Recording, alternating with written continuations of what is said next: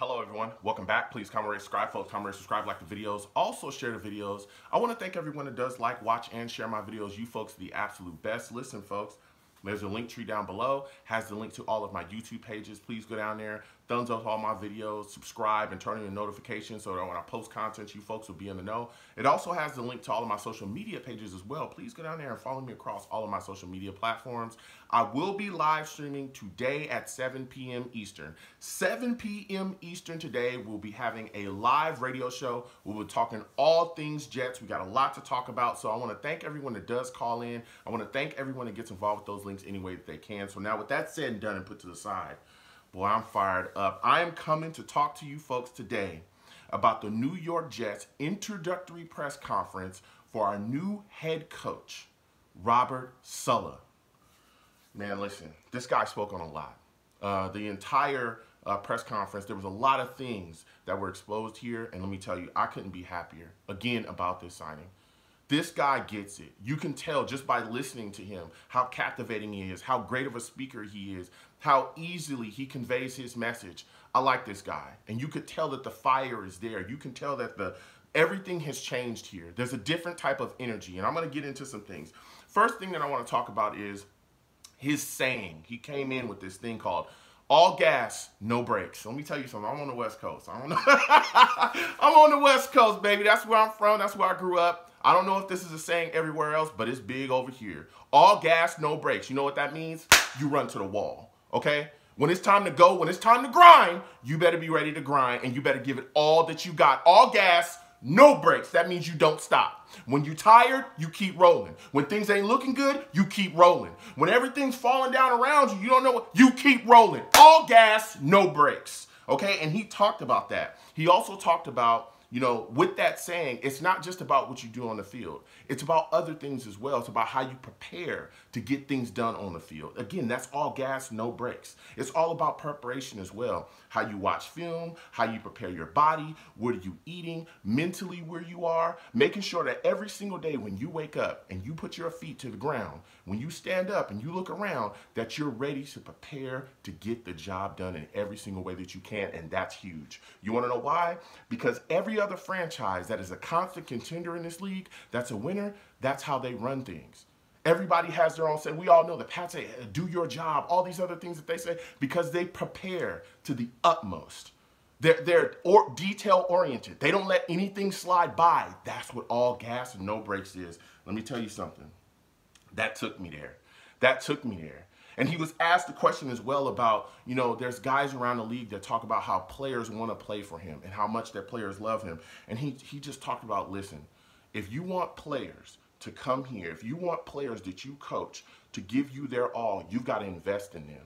From top to bottom, you got to give them your heart and soul. You've got to invest, so then they invest in you, and then it becomes personal. And then everyone's buying in.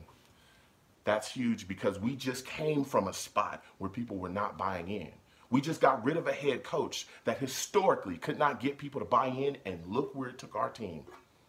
Look where it took our team, where we had players that didn't believe in the scheme. Jamal Adams, Robbie Anderson recently came out and talked about how just being a Jet had him losing the love for football. There were so many players on this team that were just like, man, I don't want to be here. Man, I don't want to play here. And look at the weekly output. This man understands how to reach young players. Why is that important? Because we have a team full of damn young players. And if you can't reach these guys, if you can't make sure that they understand and you can convey your message, if you can't get these guys to invest in you the same way that you invested in them, we're going to be dead in the water. We've got the guy. We've got the guy.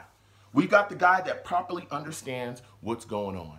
They asked him about the play calling duties. We all know he's got Mike LaFleur as an offensive coordinator. He's brought in Benton. He's brought in Nat for that offensive side of the ball. But they said, hey, what are you going to do on defense? Are you going to be calling me own plays? He said that he will not be involved in the defensive play calling duties. He's not going to do that. He's going to leave it to a guy named Jeff Albridge, and that was the guy he named. So he's going to bring in some guy named Jeff Albridge. We'll see what he does, you know, with that guy going forward. But that seems to be the guy that's going to be our defensive coordinator. And I think people were shocked because, again, we all know that he has a defensive background.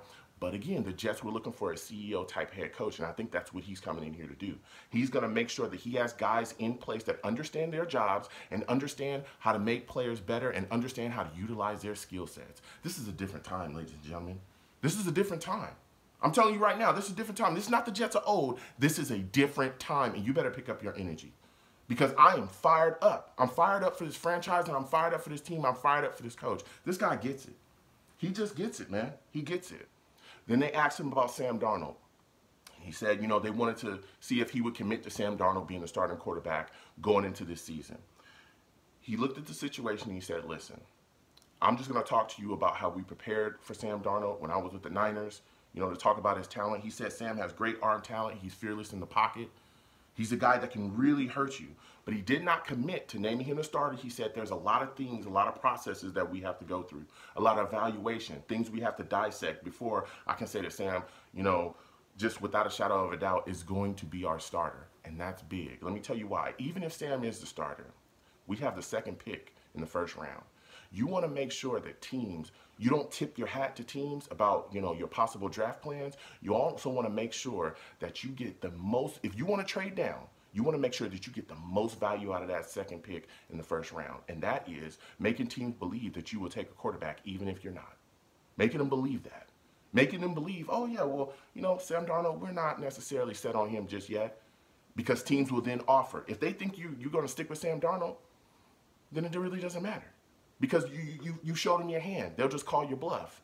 I like that move. And even if we don't stick with Sam Darnold, I like the fact that they're continuing to evaluate. And they're not settling on anything. They're looking at all options possible. And they're making sure that they make the right choice. So that was big as well going forward. Let me tell you.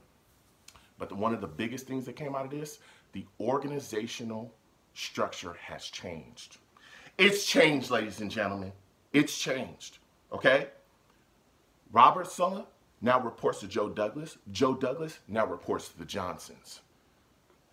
As it should be, okay? If you look at a lot of the issues with the Jets over, hell, most of our Jet fandom, it's been because our organizational structure is all over the damn place. It's here, it's there, it's everywhere, right? It's not where it's actually supposed to be, okay? And now we've changed that. If you go back and look last year, you had Adam Gase and Mike McCagnon reporting to the Johnsons, and then Adam Gase got Mike McCagnon fired, and that was nonsense because they gave him a draft and a free agency. That's done. Okay? We have competent guys in place that understand their jobs, understand their purposes, guys that understand where we need to go, and guess what? Now we're right where we need to be. The organizational structure has been solved. That problem has been solved, and we're going to move forward because we got competent guys in the building. Saleh also went on to say that he will have, you know, it'll be a collaborative effort between him and Joe Douglas about, you know, personnel. If he wants a guy, he'll speak with Joe Douglas, and they'll definitely have tons of conversations about it. And his, you know, his thoughts and his opinions will be taken into consideration, but Joe Douglas has the final say. Joe Douglas has full control of this roster. He has the final say on the guys that he decides to pick. That's huge as well. But one of the biggest things as well, and the last thing I'm going to talk about, was they talked about when Woody is coming back. You know, Woody's on a plane right now. He's going to be back. He's done with his duties overseas. When Woody comes back, Chris Johnson will become the vice chairman, and Woody will move back into that chairman role. Now, with that said, Chris will still remain in the day-to-day. He's going to be in the business, you know, with the team. He's going to stay in the day-to-day operations, but Woody will have the final say on a lot of things that are going down. So Woody Johnson's back in control when he comes back. This was big. This was a big press conference. There's a lot of things to talk about, here, and I can't wait. Listen, please comment down below and let me know what you folks think. How do you folks feel about Sam Darnold? What are your thoughts about the things they said? How do you feel about all gas, no brakes? I want to hear it. I want to hear it. What are your thoughts about the change in the organizational structure?